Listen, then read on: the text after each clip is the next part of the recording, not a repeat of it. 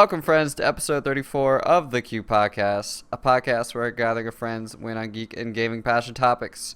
Today is December 13th, 2015, and my name is Ben Freebrunch Thomas. Joining me today is Patrick Figfire, aka Assassin's Creed sympathizer Figueroa. What is going on, everybody? Welcome, sir. We also got Christian Sea Monkey Elariaga. What up? I wanted to ask you guys, before we get going this week, what your thoughts are on Christmas music. I've started playing it. I haven't listened to a single Christmas song yet. You said you started playing it, Christian? Yep. You're one of those people? I'm one of those people. I listen to it on the ride to work, and then I listen to something normal on the way home. That's kind of great. I like your enthusiasm. I'm kind of ready for it now that Thanksgiving's over, but Yeah, I figure within 10 to 15 days of Christmas, that's when you could kind of go all out. The I'm thing- all right That's with that. so weird saying that it's 10 to 15 days to Christmas. It does not feel that way. that is weird. It's like that time when I need to Amazon all my gifts so they get here by Christmas. Right, exactly. That Prime lifesaver. Oh, You know yeah. they're I don't think have- they're I so don't have Prime. backlogged now. Amazon is actually offering you money back to get your shipping like regular instead of Prime. Wow. Yeah, I mean, the whole Yeah. world is 2-day shipping. That's the infrastructure has to have stepped up their They game. they last credited couple me years. like $5 on my last purchase Wow. to just get it Not regular bad. shipped. Yeah. I might try to do that. Yeah, I mean, it's just saving more money. All right. Just threaten. I monitor my Amazon card very closely, and I see Fallout 4. They don't have anything in stock till December 19th. And I feel like that just like 2 days ago is December 17th, so I feel like it's just gonna keep getting more and more backlogged up. It's crazy. Yeah, I remember this is kind of off topic, but this Dan Reichert, he's a personality at Giant Bomb. His dad was a mailman, and he just retired just before the Christmas rush, and he was telling stories about how because it's the federal government, they're not allowed overtime.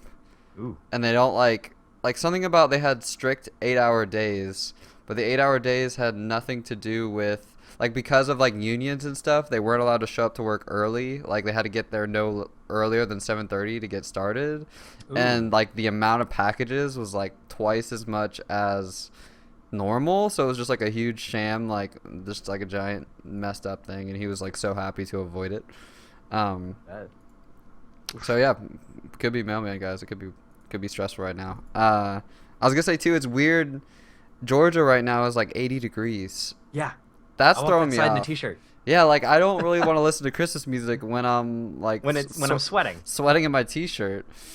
So maybe Yeah, it'll get colder. No white Christmas this year. Hey man, you never know. Definitely. Well, This could turn on the drop of a dime. Yeah, I that don't did think happen. I don't think there's any snow ever down here We had a white Christmas 3 or 4. Oh, you mean Baton Rouge? in Baton Rouge. Is that how you pronounce it? Rouge? That's how the people here, and same with Nolan's. Oh, that was good, dude. That was pretty good. My accent is getting pretty on point down He's here. adapting. That's Never mind. I'm not gonna talk shit about living here. I was gonna say El Nino could come in and we could get some snow, but I think that's a couple of weeks off. Yeah, it's gonna hit California when I'm down there, so we'll see. Well, Nice. let's jump into last week in shenanigans. And Patrick, I cannot wait to hear your story about her story. Oh, nice. Okay, so I beat her story. One sitting, right? One sitting. Okay. One sitting. That's all I needed. Beat her story. All I Yeah. needed. And it took 2.4 hours. And that game was unlike anything I've ever played before. The way they just introduce you to it's a very simple concept. They introduce you with you watch a couple of videos, you hear some buzzwords, and you just research those buzzwords, right? And it feels really cool to be a detective. Just you're because there's so many times where I'm sitting in this chair, and then I've exhausted my tree of options, because you can write your little messages in the videos, but there were just moments where I just had to lean back in my chair. I'm like, Get some Shit. chills. shit, yes. Watch some videos again. Exactly. And the whole story. Christian, have you gotten into it yet? Yeah. Okay, and just like the whole story is just like as you unravel it, it's like what the fuck is happening? That's why What I is was that's why I was so excited to talk to someone else about it, because just the way that story could unravel, like I was so astonished just from a game design perspective, because there is no rules. Like you can go wherever you want and type whatever you want, and it happening? unraveled to me in the perfect like manner. I can imagine everyone's uh route or journey to getting to the twist is like it's statistically impossible to be the same. You know what I mean? Exactly, but it seems like it works well for everyone. Like they don't figure it out too quickly, or Mm-hmm. they actually have to use problem solving to put it together. They don't like stumble upon it, and Mm-hmm. it's Right. like, well, maybe not problem solving, but inquisitiveness. Like so neither of you had anything spoiled for it, right? No, Which No, is nothing. huge, because like It's Yeah. absolutely huge. If that was spoiled for me, like at all, then I would have been pretty deeply upset yeah, and like because it wouldn't have been the same game. did you? So I got real confused, and I'm approaching. Ooh, I'm approaching. I don't want to. We'll have to talk offline and like full Yep. spoilers, but Sure. there's like two major twists. The first being like about Viva Seifert and like her character, and the second being like quote unquote like solving the game because it's a murder Yes. mystery. Hmm. Hmm. Both of those just like I got like just chills down my spine, and like Yeah.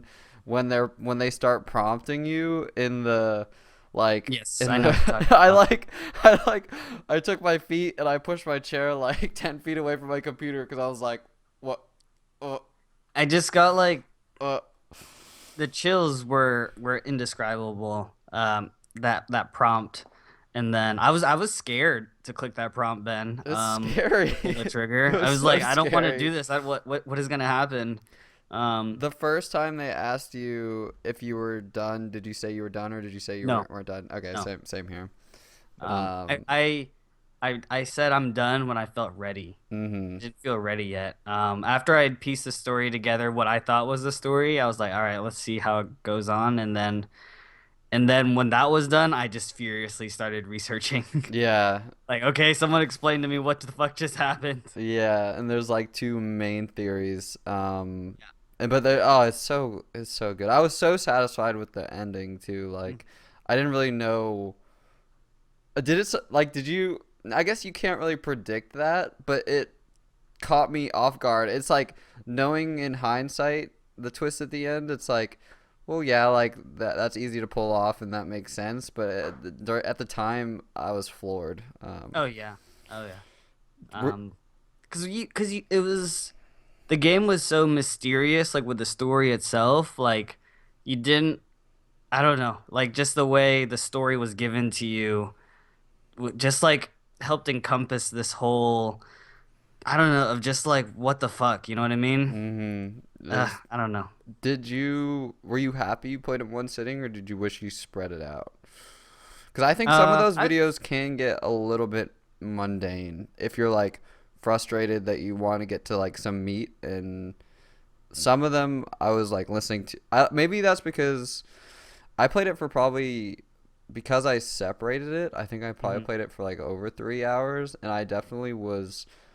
There was a part of me that wanted to get to 100% of Yeah. clips watched, and I don't think Mhm. that's the way to play that game, because um, the pacing is such that like once you unravel the meat of the game, like you went through the path that is most.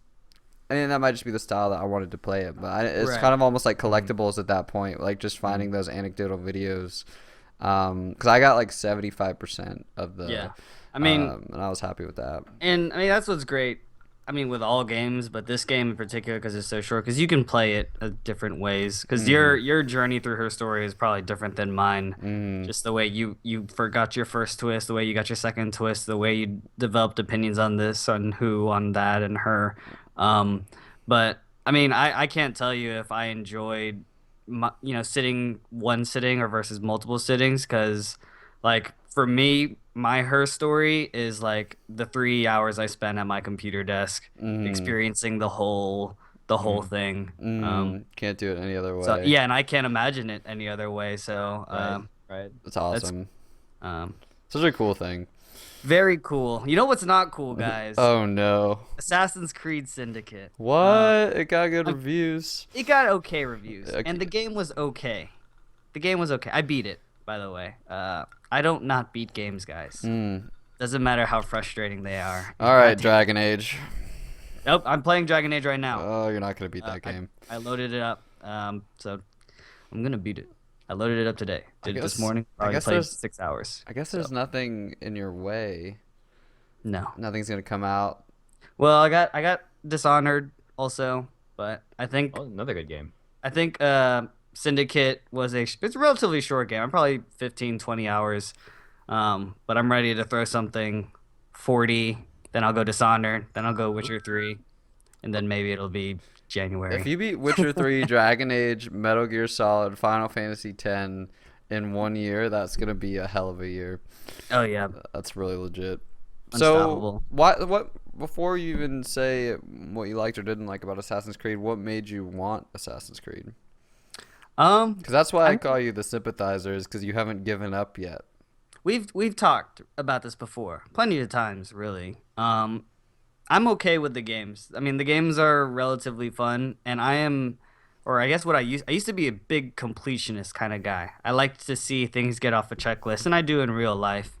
And Assassin's Creed, that franchise is that. We've talked about it before. You open up the map. There's so many different like little objectives, and like as you clear them out, the map turns from like red to white because you've like converted the area, and that's a very like satisfying feeling, despite like how controversially repetitive the game is. Like I just liked that kind of aspect of it. And Assassin's Creed does what Assassin's Creed does best.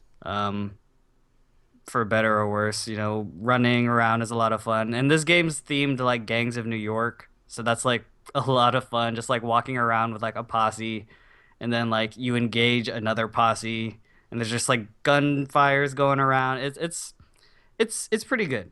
It was okay. But ultimately, I ended up just getting frustrated with how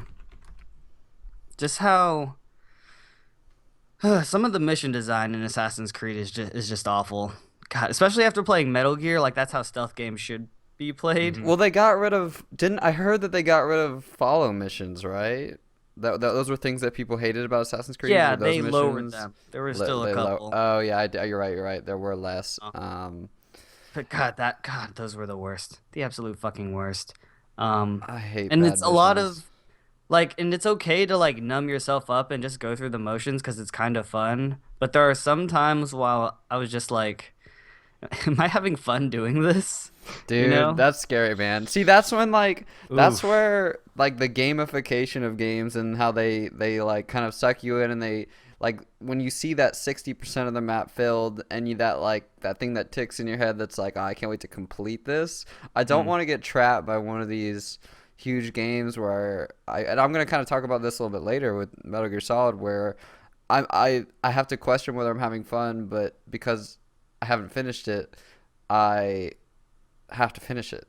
It's hard, yeah, and that's why I finished it, right? Because it was like, I mean, that's just personally my personality. And it feels good, yeah. Like it does. Like I set out to do something, and I did it. Whether it be Assassin's Creed Syndicate or FF10, like I honestly could not.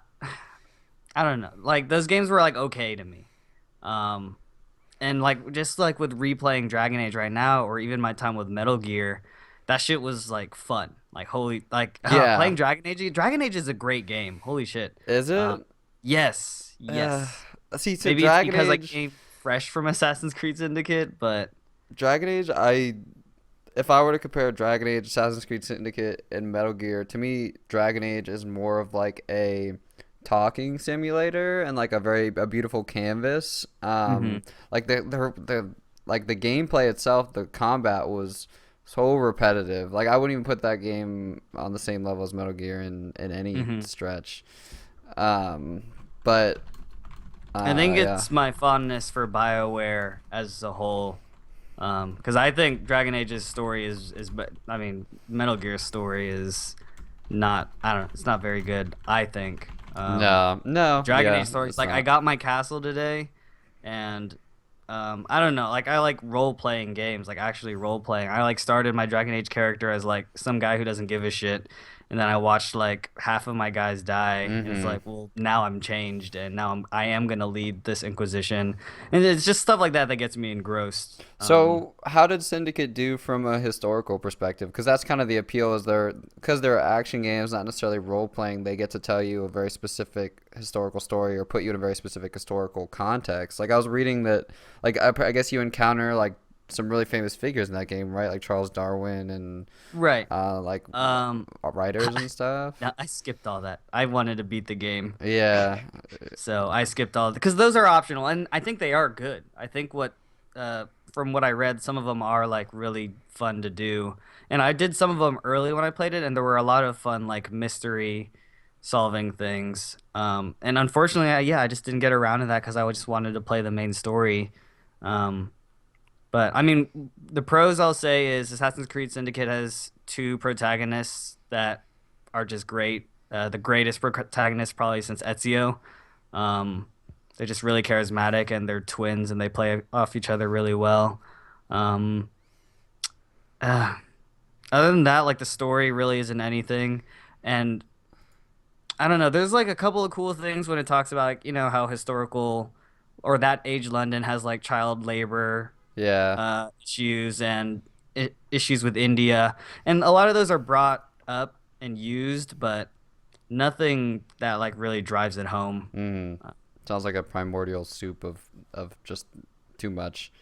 yeah, pretty. It's like It's it's like, too can much. you? Yeah, it's like if you're doing things like traversal, like stealth, historical, like political context, like gamification of like capturing towers. Like you Yeah, do so many things okay and nothing truly great.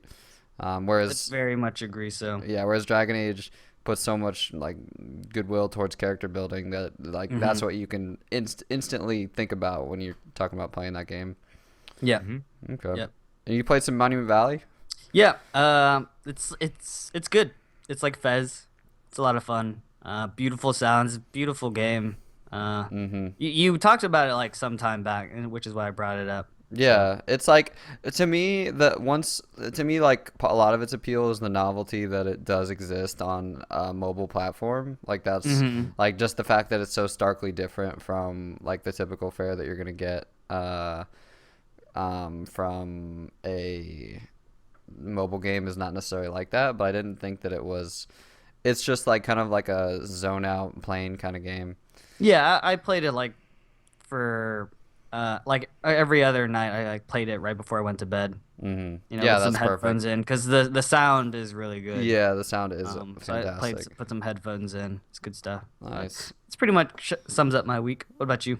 I guess I'll say I quote unquote finished Metal Gear Solid 5. I finished chapter 1, which is I Okay. guess like the 30-hour mark. And you were Right. right. The cutscene they play after the credits like Yeah. leads you to believe that you're like halfway It's a through that whole game. new game, right? Like honestly, the cutscene after the credits that talks about chapter 2 of Metal Gear Solid, which has a lot of repeat missions, shows more story than the entire first 30 hours of the game Yes, that's what I had. kept trying to say. Like in terms of fulfilling like what you know and hear about Metal Gear, Chapter 2 sounds more up that alley. Uh, and it's like, Frustrating. yeah, and it's like I'm glad I was kind of the same way with you. Is once I had like really felt like I got everything I needed out of that game, I had like tried out all the weapons and the buddies and done some amazing missions, like just incredible moments. Did you use D-Walker for 28? No, I use quiet. Just quiet. I love quiet. I 28. Or 29. Do you mean? Or whichever one where you just like straight up fought the Like skulls. go through the cat. Oh yeah, I used quiet. But I actually ended up. God, dude, I That died a was couple hard. times there. I That was died hard. once where I had spent like 15 minutes sniping them all, and I hmm had one down to like a quarter health, and she teleported behind me and stabbed me in the back, and I was like, oh my Fuck gosh, I had to me. start Yeah. over completely. Um, That that mission can take 4 minutes if you have D-Walker upgraded. Yeah. You just mow it down with a minigun. You're just like, I don't give a shit. Yeah, that's what I should have done. Awesome. But yeah, it's like so the last um like I don't know. Uh How are your feelings? What are you feeling after that game? I'm feeling pretty good. Sorry, I just like banned some people in the chat room. The like last 6 minutes, 6 hours or so, like I kind of didn't want to go back. Like I had so much on my plate and so many things I wanted to try. I wanted to like just get it because I felt like I had gotten the essence of it, but I'm glad I finished it. Like there were like those last 4 missions were super memorable. The one where you're like taking down the mansion in the jungle was really cool. Even though as I was talking to the guy that was helping you, the old man, I fucking knew that they were gonna make me escape the mansion, like carrying him, and that sucked. It's funny. I actually spent like 30 or 40 minutes like doing it super tactically and like picking him up and putting him down and killing people one by one and stalking about, and I lost like after 30 or 40 minutes, and I restarted it, and I was like pissed because I had to restart the whole thing, and I just picked him up and I sprinted out, like just ran past everyone, and I was like, that's kind of how something weird that happened with me. I like killed one thing and then they all died. That's weird. They like all passed out at once. It could have been a skull. It could have been something else. I don't exactly remember, but that's interesting. Yeah, there's so many different encounters, and then I really enjoyed the those last cutscenes, like with riding on the Jeep with the enemy. Yeah, that was just so comical. Like I was just like, what the hell? I just love the music in that game. Like they were playing like this anime music, and it was just so surreal. I thought the last boss fight was like, I thought the cutscenes before the last boss fight of the Metal Gear were just stupidly cool. Like he has a flaming whip that after he whips it, it hardens into a sword. So he like whips a tank and then flicks it into a sword and then sticks it right through a helicopter that's flying above it. And that's what I said. Like when it was like a Michael Bay action movie. Shit was like, is crazy. And what'd you think of the fight? The fight was like stupid. Oh, okay. I thought all the boss fights in that game were bad. I didn't like a single boss fight in all of Metal Gear Solid. I thought they were all like rinse and repeat, like kind of grindy. Like the like, and I'm talking purely from design and gameplay, not from a like graphics standpoint, because it was like obviously it was just a cool thing. It was like playing Transformers, the video game. But yeah, it was cool. Like I'm super glad I finished it. Glad to move on. I started Uncharted as me and Patrick fulfill our ends of the Indiana Jones bargains. Patrick finishing Tomb Raider and me starting Uncharted. That game is old. That's like that is my only concern with it, is like I feel like I'm playing it to get to Uncharted 2 and 3. Going back, Uncharted 1, the combat is so boring. Like, and just it feels like I'm playing, and it feels like to lengthen that game, they do the whole like Call of Duty thing where you just sit behind cover and they come over the hill like ants, and you just have to like keep killing people. That game is way more of a 3D platform. What's the difficulty you're playing at? I'm playing on easy. Okay. Because I'm trying to, like, I was playing on normal, and I was like trying to get through these combat scenarios because I just didn't care for them, and I was getting impatient and dying. Right. So I'm playing on easy now, and I'm like really happy that I'm playing on easy. Like I played that game for the voice acting. And the like graphics are still really good. Like they're still really good. I know they remastered it, but no, it holds up pretty well. It still looks gorgeous. The cutscenes look gorgeous. The characters are really good. It's way more of a 3D platformer than I thought it was gonna be. Like there's a Yeah. ton of jumping Climbing. and climbing and And puzzling, a lot more than I thought. Um, but yeah, it's good. Like I'm excited to get to Uncharted 2, which is the one that everyone fawns after, and I also imagine that the story is really going to pick up. Like Mm-hmm. I'm only a third of the way through. But yeah, just a little bit too much shooting for my taste. Like Last of Us was less combat and more like creepiness and moving and stalking, but Mm-hmm. I think that Uncharted is a whole nother animal and it's a lot of fun. Yeah. It's just And I mean, we've made these comparisons before. Uncharted is supposed to be more like an Indiana Jones movie. It plays yeah, that way. yeah. So Versus Last of Us, which is super sadness, death, and everything. Emotions, feelings. yes, Mhm. yes. So yeah, like I don't know. I don't really know what I expected. I do know that um those older games, like I'm playing to catch up on the story and get what fun I can get out of it, Mm-hmm. but I'm slightly frustrated with the combat encounters because I don't necessarily like just spending 10 minutes just moving the cursor to people's heads like and I don't know. I'm not really I can't getting. promise you that it's gonna be different between 2 and 3. I don't honestly Uncharted 1. I don't remember too much other than I the remember boat fight and the ending fight. I remember Uh, you liking Uncharted 2 a lot more than 1. yeah, yeah, I remember you yeah. saying Uncharted 1 was really good, but Uncharted 2 was like kind of blew you away in some ways. Uncharted 2 does blow you away. Some of the set pieces that you mentioned, like I think a week or two ago, that you fight on, are a lot of fun. Um, I and think that game is, I don't know, like if I recall, you can't stay in cover forever in they Uncharted. come behind you Okay, a yeah. lot. They like force you to move around They by force you, and you're supposed to move around a lot. Like you're not supposed to just sit in one place, yeah, because they either throw grenades at you and they or they the cover gets blown up. and they flank you constantly. Mm. Um, I just like, yeah, I a little bit like screwed myself by playing it immediately after Metal Gear Solid. Like I went from A like refined 2015 game to a yeah when was the first Uncharted released? I- 2007, 2008. yeah like I went from probably the best game I've ever played. I'm not saying it's my favorite game, but I'm Mm-hmm. saying in terms of like Mechanics. like mechanics and mission design and graphics and systems and AI. That is like Metal Gear Solid 5 was the best I've ever seen. So it's a little bit like slow, like walking through mud a little bit once you go back to 2008. But I'm enjoying it. But yeah, it's gonna be like a sine wave. Eh, You're at Metal Gear.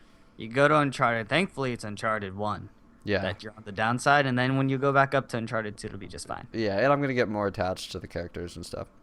Mm-hmm. Yes, the story is amazing. Yeah, I'm very excited for that, Amazing. and I'm pretty sure I'm gonna play all 3 games on easy because That's that's no, I think I did this similar. I think I might have did the first one on normal, and then I was like, "Fuck this!" I love the like I love I'd have to check my trophies. yeah like I love the cutscenes and the banter and the grappling and all that, and easy is like just my favorite way of enjoying that. And the last thing I want to talk about, I'm getting pretty long, but I'm reading a book called Embed with Games: A Year on the Couch with Game Developers.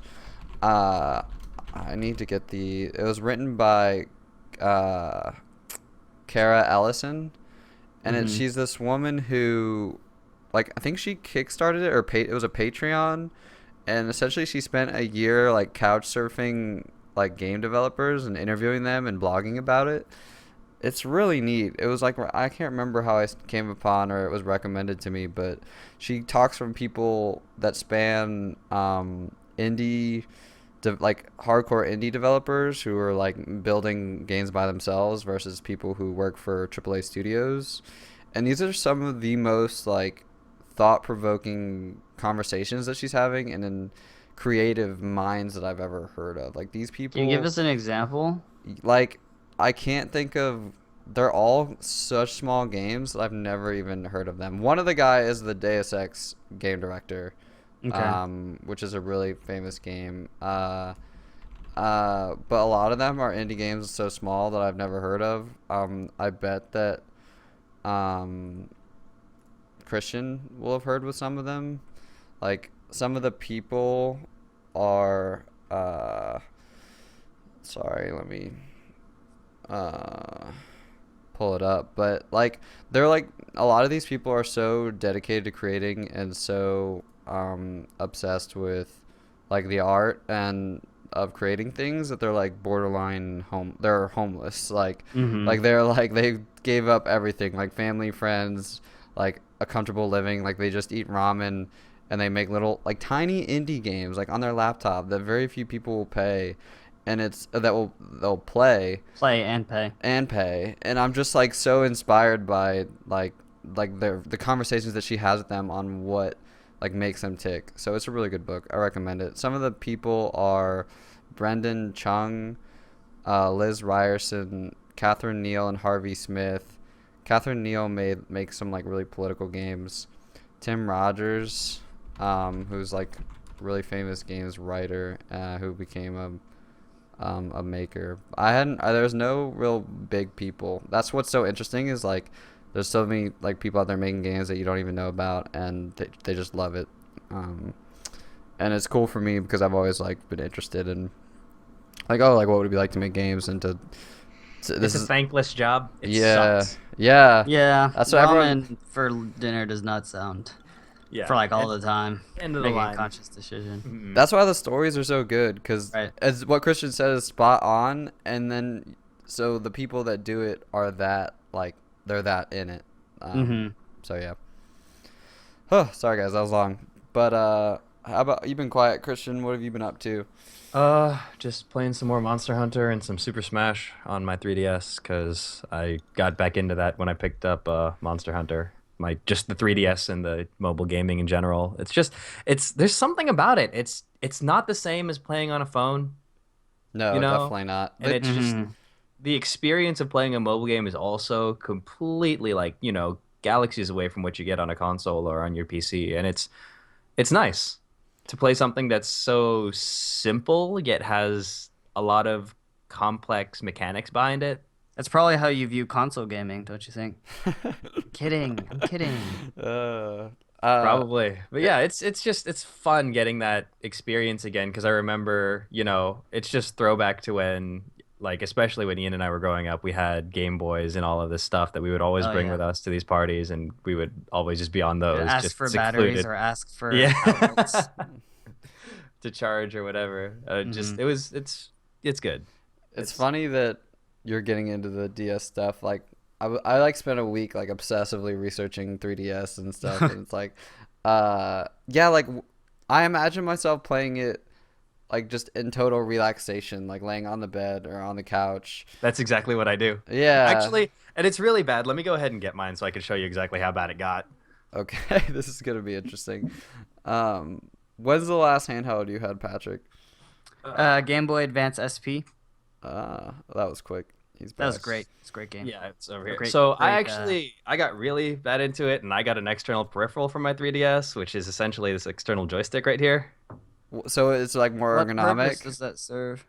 Yeah, not necessarily just ergonomic, but it's so that I've got double joysticks. So one is for camera control, and the other one's for movement, Dang, especially for Monster Oh Hunter. shit. that's good looking So- screen. That's Yeah. I forget how big the XL is. Yeah, It's almost like playing games on more on an iPad with the XL than on a mobile. Yeah, sort of, kind of. It's in terms of pretty big. screen real estate. Yeah, and I mean it's cool having the dual screens there in a way that they actually play off each other as opposed to like the Wii U. Because when I got the chance to play with the Wii U, I wasn't a fan of the huge tablet style controller. Yeah, it's not even. Yeah, not. Yeah, so I mean, having something handheld like that where you've got those dual screens, one of them's obviously your game, and then you have your menu in the bottom. It lends itself to that. It's nice. How long do you find yourself like? Can you like? What's the battery life like?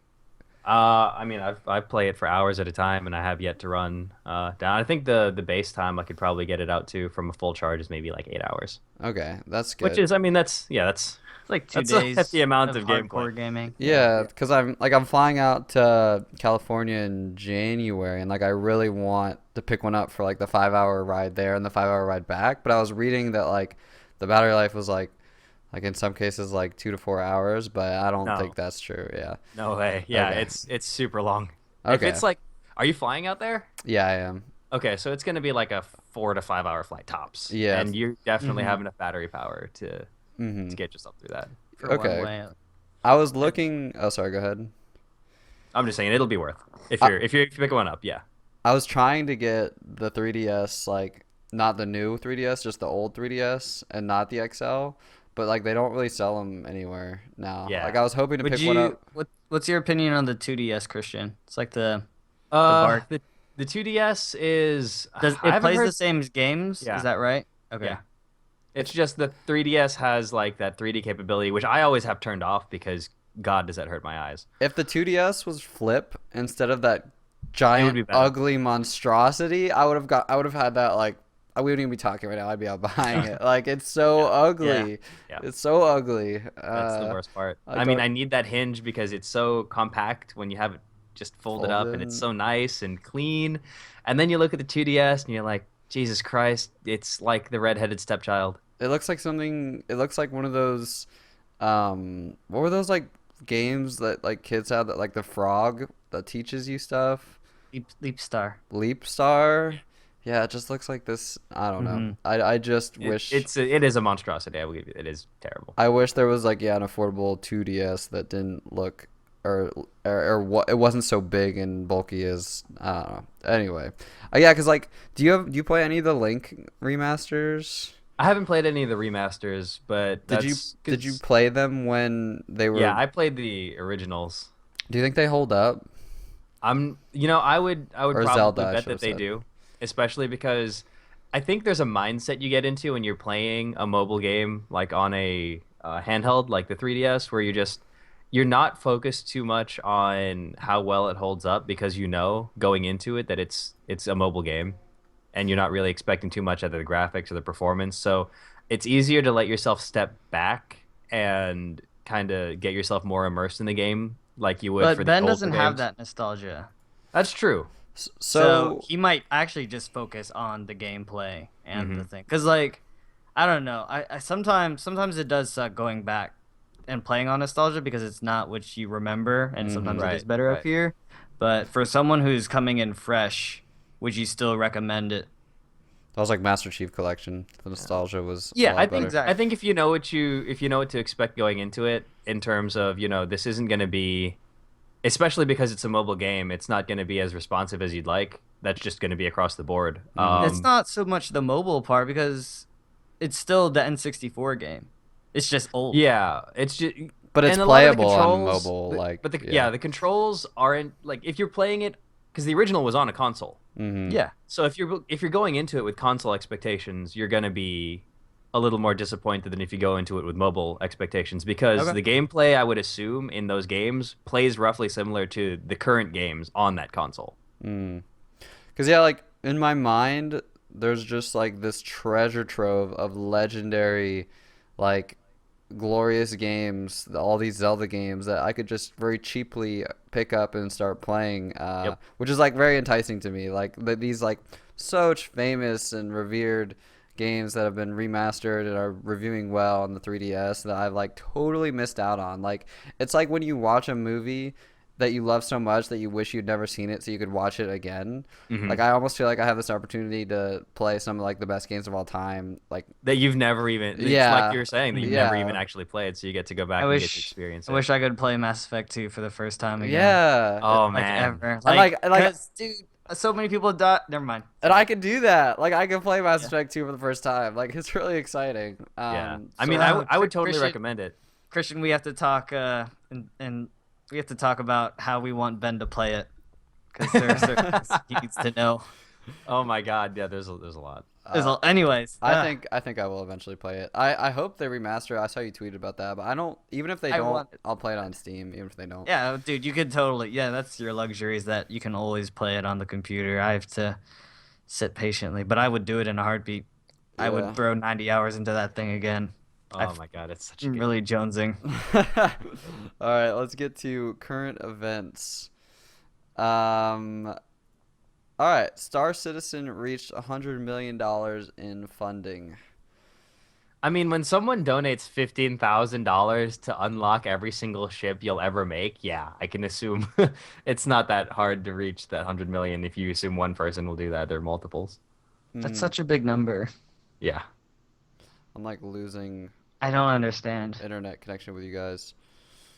Uh, Uh-oh. it seems to be fixing itself. Yeah, it's such a big number, and like I think a lot of people have this expectation that it means it's going to be the greatest game of all time, and it might be very good, but in reality, like a lot of the AAA games we play now are $100 million. It's not Yeah. like this game costs more than any game ever. Yeah. But it I should, think this is going to be an issue. Like, just from the gameplay that I've seen so far, it's one of those situations where the hype, I feel, could be bigger than the game.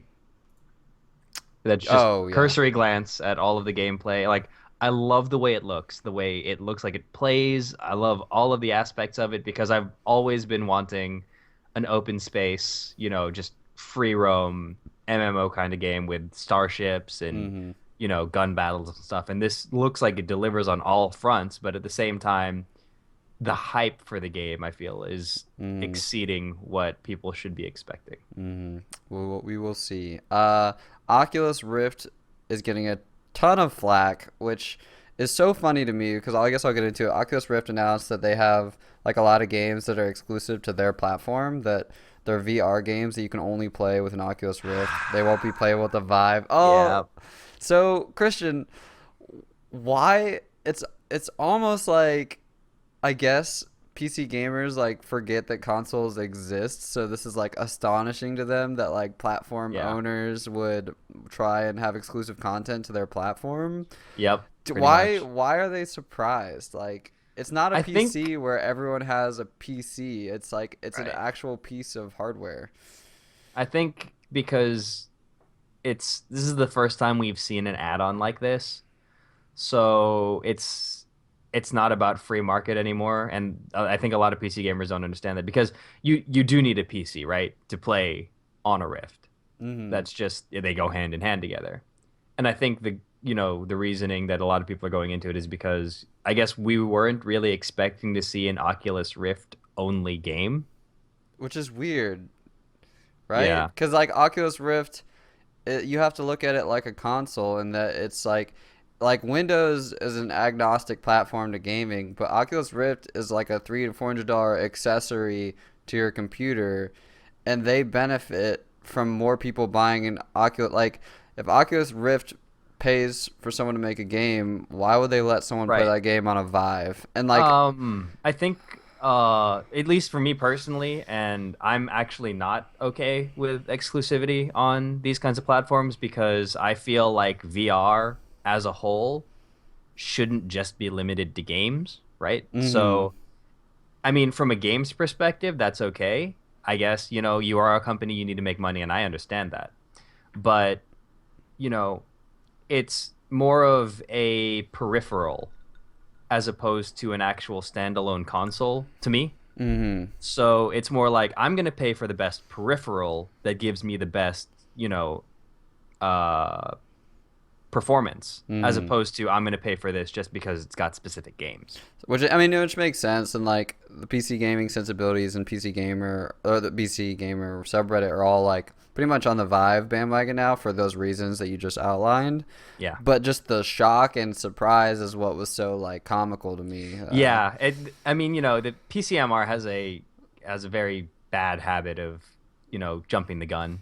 The pitchforks were out, and this I was feel just like that's the they're internet always in gonna be general, dude. Yeah. Yeah. They're always going to be out. And I mean, like you were saying, it's like they've forgotten that consoles do exist. And I guess it's because we weren't looking at the Rift as a separate no, yeah. piece Yeah. it was more of a, oh, well, this is going to be something that allows me to play a game in VR, as opposed to this is something that's, its own brand of VR. It's just a, way for me to view things as VR. So, I mean, I would be perfectly fine with, the original model of that, I will pay for the best thing on the market, and I will be able to play everything on that thing. Because that's just how I feel it should work. Obviously, there's going to be something that's going on, but that's just my personal opinion. Cool. All right. What do we have next?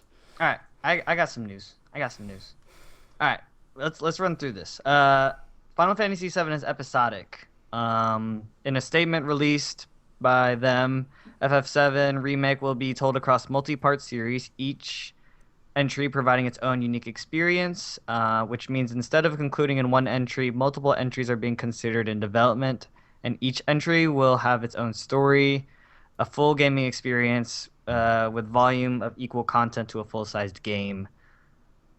What do you think of that, Christian? It sounds like they're doing what they did with the original FF7, which is they split it into acts. Yeah. So, I mean, if each act is its own each act to me was probably at least 20 hours worth of gameplay. So, if that's what they're doing here, that's a perfectly fine model to take, especially if they're expanding on the current game as is. Which they said they're going to, yeah. Exactly. So, I mean, it's one of those things where I'm actually a little bit more hyped for this, because if they release it in this fashion, theoretically, hopefully, what we would get is that they don't have to worry about shipping an incomplete game. They can work on each episode till its completion and actually make sure that they get it the way they want it, as opposed to settling on one release date and then releasing just DLC after DLC after DLC. Yeah.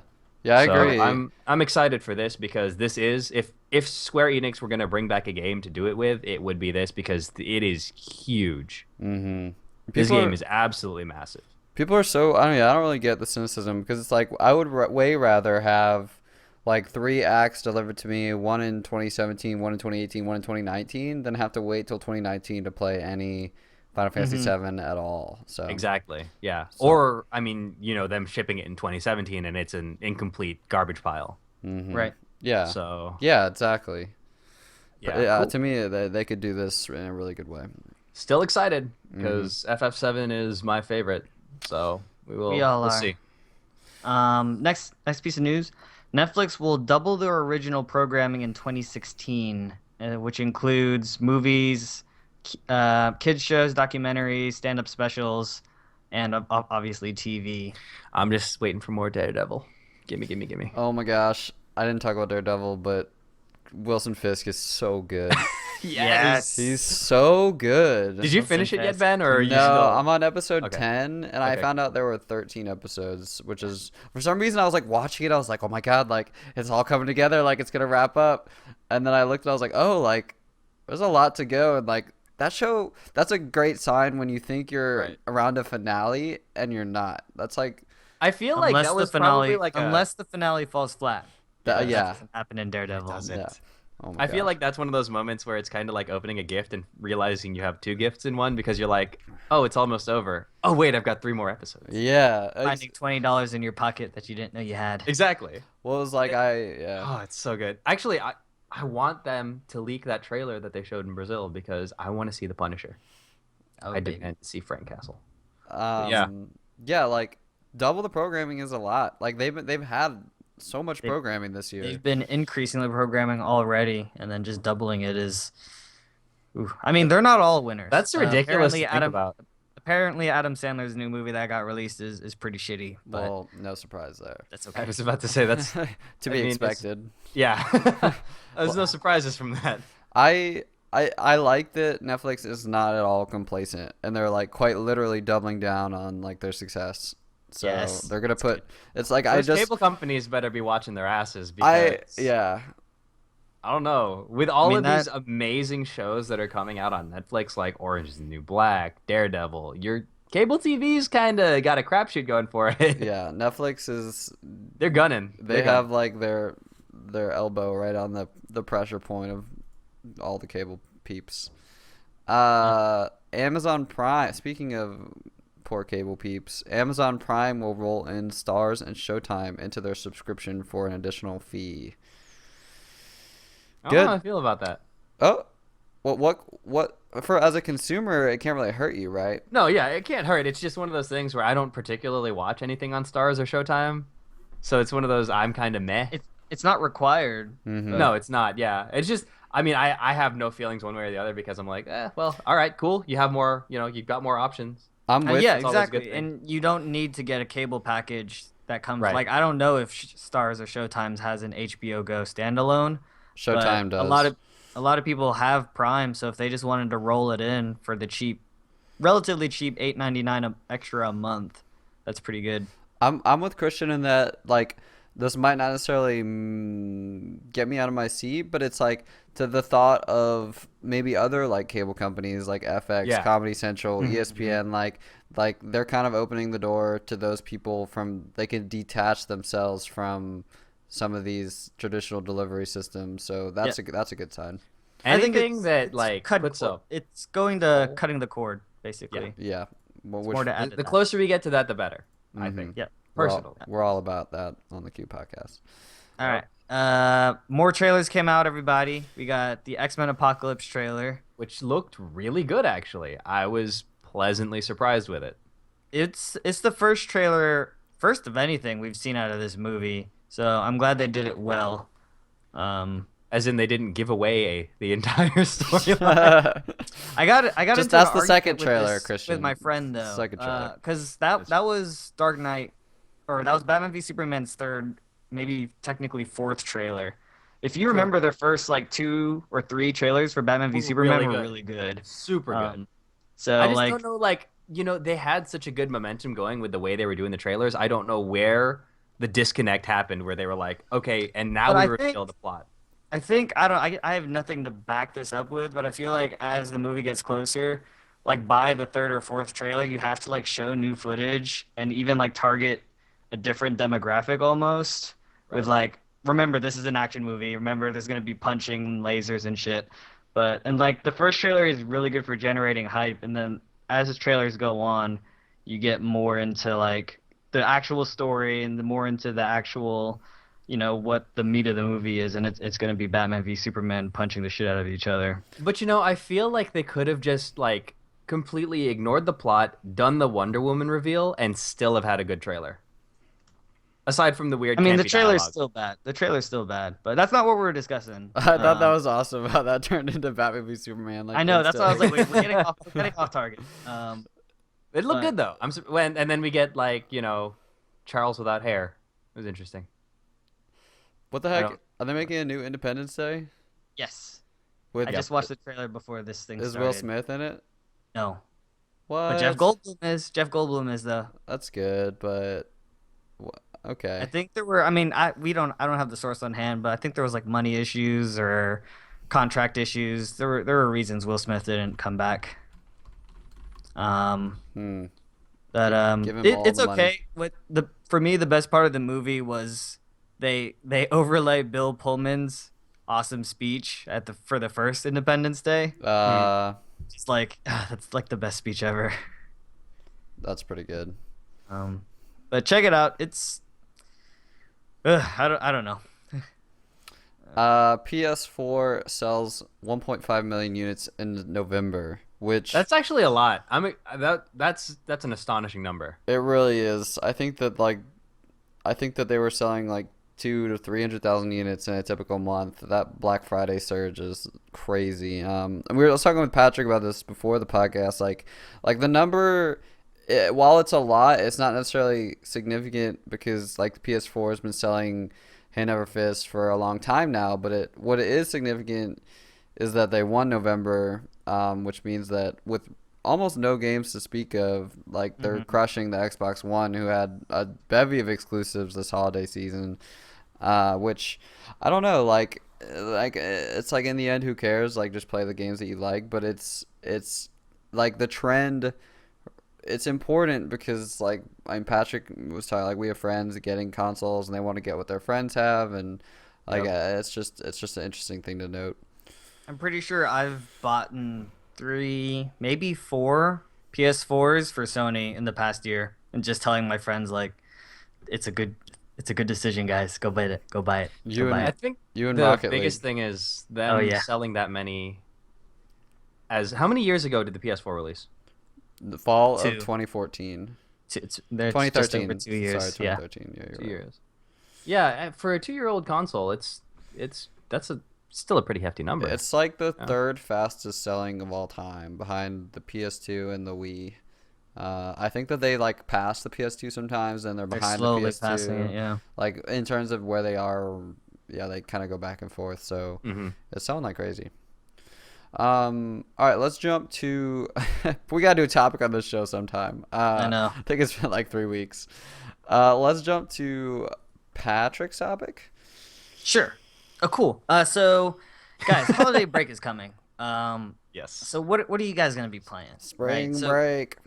wait. it's we got time. We got vacation days. We're gonna be home. It's gonna be cold. Maybe not so cold outside in Georgia, Mhm. but it's a good as time as any uh-oh. to sit inside and play some video games. Christian, what are you gonna be working on this winter break? I'm honestly going to be working on leveling up in Monster Hunter because I'm absolutely addicted at this point. The gameplay and all the different types of monsters you can kill. It's Nice. that's Nice. it. How long? Do you see yourself finishing that? Yeah. I don't think you There, can. I mean, there's finish no it, end right? to it. It's Yeah. just one of those things, right? Progression being what it is. I just want to hit end game level gear and then call it a day. That way I could be like, hey, I've done it. I've defeated the hardest monsters. That's how I felt. Destiny. Yeah, I mean, that's how. Yeah, yeah. You literally were just. describing Destiny without the Monster Hunter. Yeah, Just want to hit that exactly. end game, get that gear, grind up. Yeah. Actually, that's pretty much every MMO ever. So, Yeah. Were you asking something, Ben? Uh, oh yeah. I think I was asking the same thing as Patrick. Like, like I didn't think that game did have an ending. Yeah, I think no, it just there's kind of no kept end. going. It's funny when you wrote what are you currently working on. I thought about like real life work, because yeah, like I'm gonna be spending a lot of time trying to finish up the coding classes that I'm working on. Ben's an Mhm. adult. I gotta catch up. Hopefully graduate by January. I say graduate. It's just a certification. So Oh, don't remind me. I got to take a certification exam next week. ooh, I reminded you. I'm sorry. It's too late. Yeah, it's all good. In terms of like backlog, Uncharted, obviously. Right. Kerbal Space Program. I'm Yes. Okay. so excited to play that game. Like, Yes, I've had it. KSP. It's like part of why I was so antsy to finish Metal Gear, and part of why I'm frustrated that Uncharted's gonna take me like 30 hours, but or more. Because I really want to play some KSP, and I'm gonna try to do that thing, which I don't know if any of us are great at this, maybe at all, like which is play multiple games at the same time. In terms I don't of, have the attention span. yeah, like I'd like to play. Yeah, I don't like that. I I can do two. I can do two, but I can't do more than that. We don't do that here, Ben. Oh, okay. Yeah, because like I wanted to do Kerbal Space Program, Space Engineers, Gone Home, which Gone Home I might even just finish it tonight. It's like a her story, I think, kind of a short experience. Well, those games are kind of games that you can play multiple at a time, though, because KSP isn't something that requires a lot of effort. No. Yeah, that's a tinkering kind of game. Like you play Yeah. to just tinker with Yep, stuff. Yep. Yep. It's Okay. like a Minecraft kind of thing. To the Yeah, moon. exactly. The Mun. To the and Mun. then Undertale. I'm gonna beat Undertale by the new year. Oh man, Undertale. Yeah. I have yet to get. I want to get into that I because the- it's blowing up. yeah, like It is. I have to, like, my goals in terms of completioning are Uncharted, Gone Home, and Undertale by 2016. So That's a pretty hefty goal, actually. well, yeah, I mean, think kudos on that. I think Nah, I could knock that out in a week. probably. Yeah, I'm actually kind of pleased. Like, I think that by avoiding Witcher and Fallout, I like gave myself a manageable holiday season. Oh yeah, because depending on how much you actually enjoy Fallout, that could easily be between like 50 to 100 hours. Mm-hmm. Are you done with Battlefront, Patrick? I play it every once in a while. You never. I need to play. I've got some other friends who are playing it. I need to, like, if I see them, I've been like trying to crush backlog so bad, but Battlefront is a game that you just like finish the day on. You know what I mean? You just Yeah. play like 30 minutes to an hour. Mhm. I bet you Yeah. next Saturday, as soon as we get out of that theater, he's gonna be like, "I gotta load up Battlefront." Oh, I mean, yeah, the nostalgia's gonna be real. But I got a couple games. I got a couple friends who play it quite a bit, so I just need to jump in with them every once in a while. Mm-hmm. What? I don't think you said. Did you answer your own question? No, I mean but I talked about it earlier, right? So Mm-hmm. I'd like to finish Dragon Age.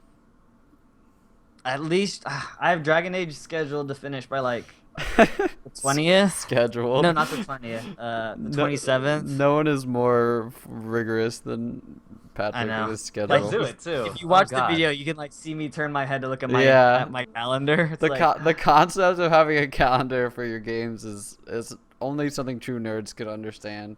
yeah. So the 3 games I have are Dragon Age Inquisition, finish that up, Dishonored Definitive Edition, and the Game of Thrones Telltale game. So I think I can knock that all 3 of them out before 2016. It's only a matter of time until it starts like giving his games time slots. So he's gonna be like, so from 6 to 8 p.m. on Thursday, I'll be playing this. Oh, I'm not far from that. I am not far from that.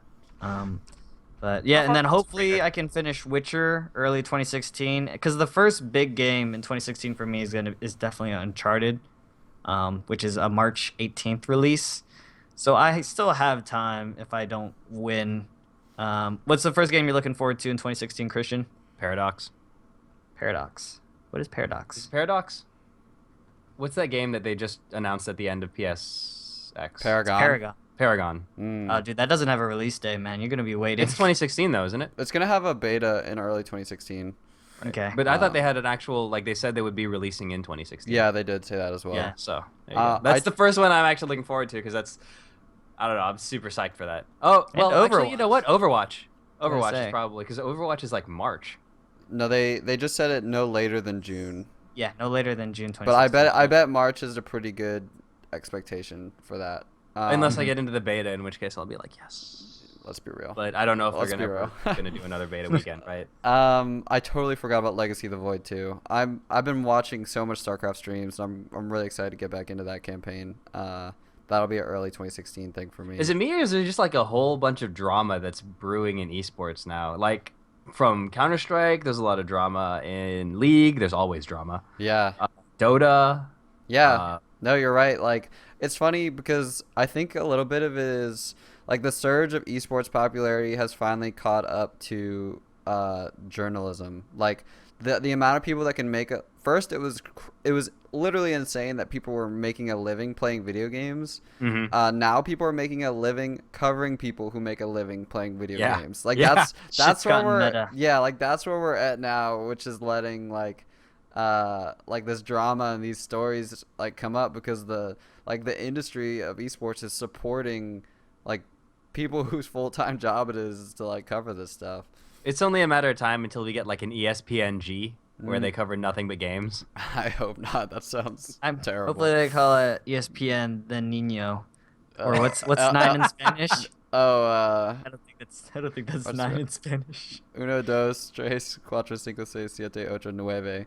That's incredibly racist on my part. No, you were confused with El Nino, Yeah, I think so. tropical storm for sure. Even if you wasn't, we'll just play it off like that. For sure. Yeah. All right. Well, let's do. We already talked about my anticipation of the DS. Let's do Christian's topic this week. All right. So, I don't know if you've had too much experience with this, Ian, but Ben, apparently you've done a bit of research. Yes, I've played modded Minecraft.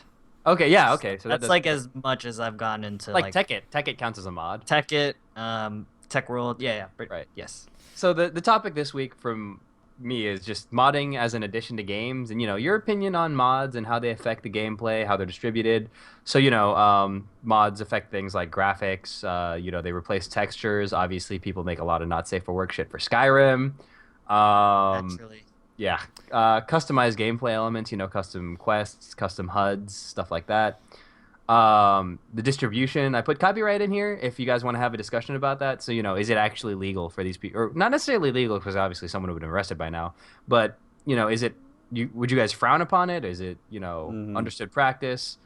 So things like that. I gotta tell you what sparked my desire to ask you about this. And this is the metaphor. So this is in my head as a PC gamer. I am a caterpillar. Okay, so I recently built my PC. I'm playing all these indies. I got Steam going. But in order to evolve into the butterfly PC gamer that I know I could be, I think I need to mod.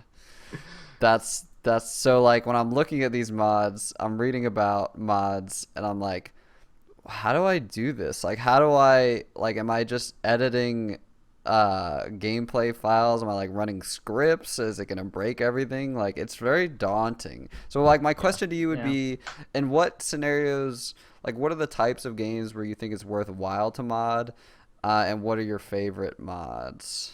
Anything open world. Most of your linear story-based games aren't really that great to mod unless it's maybe like a graphics overhaul, because there's just you don't get anything extra out of it. Whereas you have games where like Borderlands would be an absolute amazing game for you to mod because you could do anything you want to those weapons. Skyrim as well because of the open world aspect. Anything open world, that you have a lot of option to, either your weapons, your path through the game, the quests you can take, stuff like that. Anything where it's really open for the player to do anything with, like sandbox style games. I think some of what you mentioned is also can be harmful.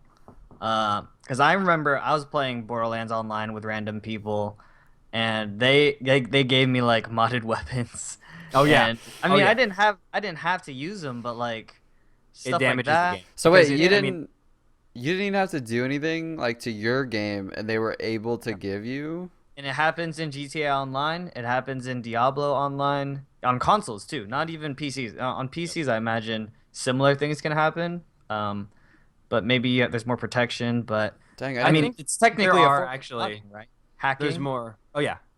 There's that's like hacking. There's a difference. I think modding is more of your generally benign kind of stuff, whereas you have people who do dupes and stuff for rare weapons, etc. That's really damaging. But the kind of thing you're describing is that is a mod, but it's weird because I feel like since it's so much easier for you to push an update out onto the PC, especially when you mentioned Diablo, I think the security for stuff like that is a little better on PC because it's just easier for you to push out an update. Because with console, you actually have to push it to Sony. Sony has to okay everything, and then they have to write it off and push it out there. Certification. Also, like the number of mods that will brick certain things or crash certain things just would never fly on a console, and for good reason. Like that's part of what the console experience is about. Is something that works seamlessly and stress free.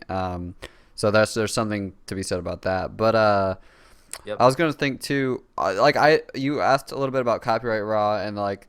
A lot of that is just trying to control the like the image of the game and like the funding sources, but I think it's like literally around the corner that we have paid mods. I know that was like a huge failure for Skyrim and whatnot. Yeah, but Steam had them, and then the PCMR threw a shit fit. Yeah. But I honestly I can understand why, but at the same time, like the modders who do this. The good mods you usually see are people who just did it for fun. And I mean, you could obviously make modding something that people do as a job. Well, that could easily be a thing. I mean, so people are doing Patreon with those kind of things. That's an alternative way of paying people for content. And that's what I would be okay with. So to me, the difference between Steam Workshop and the hats for Team Fortress and the outfits for Dota or whatever, the difference between Steam Workshop and modding is curation.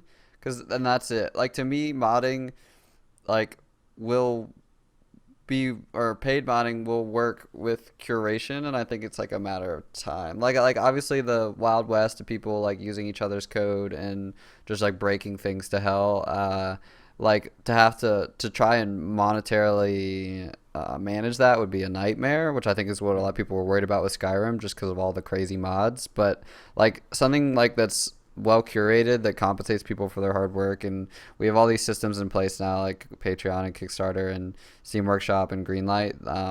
I think the biggest thing that a lot of people don't like about that particular model is that it also the general feeling is that it stifles the modding community, because if certain people are charging for their mods, they're not going to want to share what they do to fix certain bugs. Yeah. So you won't see as much innovation as you do in the current modding community, because everyone's out there, everything's open, And if you have an issue with a particular mod you're trying to write, you go over to whatever mod community or IRC chat you're part of, and you just say, hey, I'm having X issue. It gives me X error code. What did you guys do to fix this? That's a really good point. Yeah, I don't Yeah. even like. I was listening to this podcast about the hoverboards or the swagways. You guys know what I'm talking about? The ones Yeah, that man. blow up? Yeah, those ones. And it was talking about where they came from because no one really knows like Right. where they came from or like how they were made. And they were made.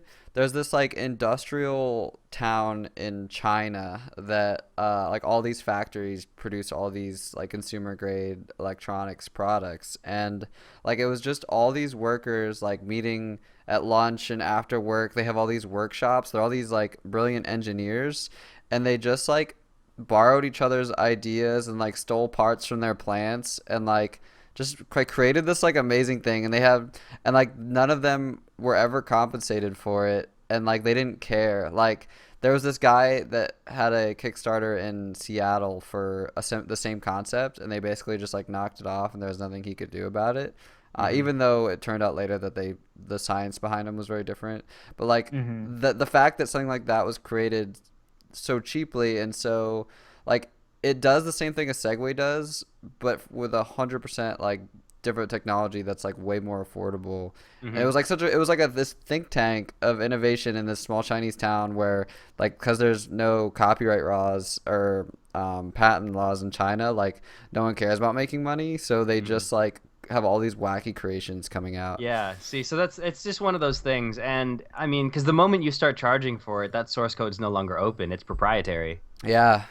So, Yeah. I mean, it if anything, it'd probably belong to whichever platform you're selling it on. Steam owns the code now. So, obviously no one's going to be able to use it to fix what they have because it's all And hidden. another big point that was terrifying, and I actually didn't even mean for this conversation to be about this, but like also the fear of people spending hundreds of hours making free mods and then someone stealing it and charging for it is terrifying. Like Yep. that would be really bad. I mean, you see clones like on app stores. Like you see 5,000 versions of Angry Birds or Flappy Bird. Yeah. Well, not just that. I don't know if that got see- stolen, but You see the resources that people use. You'll see like a game or an action game where you can be like, Jesus Christ, that's Ash from League of Legends. But no one's ever I've seen cracking the down on ads. that shit. I've seen the ads. Yeah, it's bad. Yeah. So when you download a mod, is it just downloading? Do you execute anything, or do you download something and paste it into a folder, or? It could go either way. You could either edit whatever is in a .txt. It could be depending on the game, really.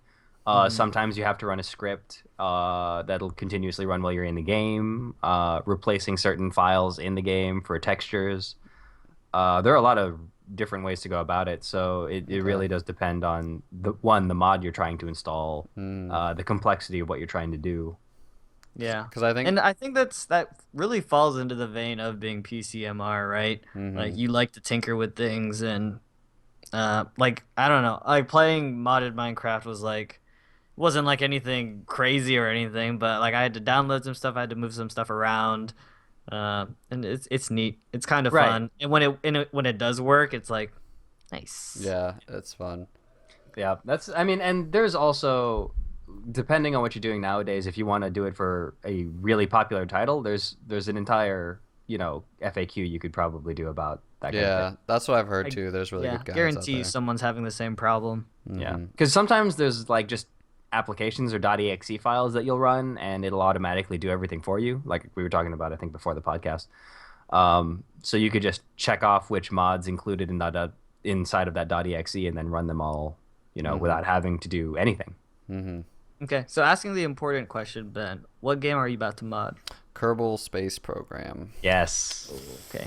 That's because you what- could add different parts to the ships. I guess is that where you're going? Yeah, I have no Okay. idea. I just know that game has a tremendous modding community, and like It is massive. like Are you gonna to play me- the game vanilla first and then get a feel for yeah, it, or definitely gonna Okay. play it vanilla first, but like I feel like that modding is within the like goal of that game, which is just like tweaking things and like building things. And I know Oh, I'm so excited to play that game because I know that like it teaches you orbital physics and it's like hyper realistic and simulator, but it also has all these fun quirks and I just There like. is there is no greater feeling, Ben, than your first trip to the Mun and back.